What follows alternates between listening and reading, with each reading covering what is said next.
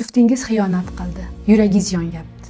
O'zingizni qo'yarga joy topolmayapsiz. Ketay desangiz, bir tomondan farzandlar taqdirini o'ylaysiz, ikkinchi tomondan odamlar nima deydi degan qo'rquv. Qolay desangiz, yana ishonchni qanday qilib tiklashga aqlingiz yetmayapti.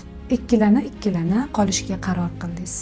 Oila mustahkam bo'lsin desangiz, quyidagi xatolarni endi takrorlamang. Turmush o'rtog'ingizni har daqiqasini tekshirishni to'xtating. Telefoni, kimga yozgani, qayerga ketganini tinimsiz tekshiraversangiz, bir kun charchaysiz. Hattoki og'ir dardlarga chalinib, erta o'lib ketishingiz mumkin. Xatosini doimiy eslatish va ayblashni to'xtating. Siz o'shanda shunaqa qilgandingiz degan gaplar uni xatosini to'xtatib qo'ymaydi, balki yarangizni yangilaydi. O'zingizni aybdor qilishni to'xtating. Balki men yetarli emasdirman deb o'ylashni bas qiling. Xiyonat juftingizni tanlagan yo'li.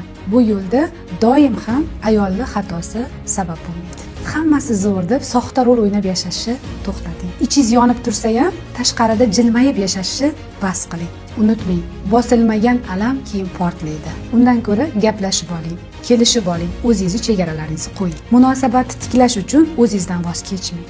Undan ko'ra shaxsiy qiziqishlaringizni aniqlang, hobbi toping, o'zingizga yaxshiliklarni ravo ko'ring. Unutmang, munosabatni bitta odam emas, ikki odam tiklaydi. Agar bugun sizni shu og'riqlar qiynayotgan bo'lsa, ma'lumotni qayta ko'ring va tafakkur qiling.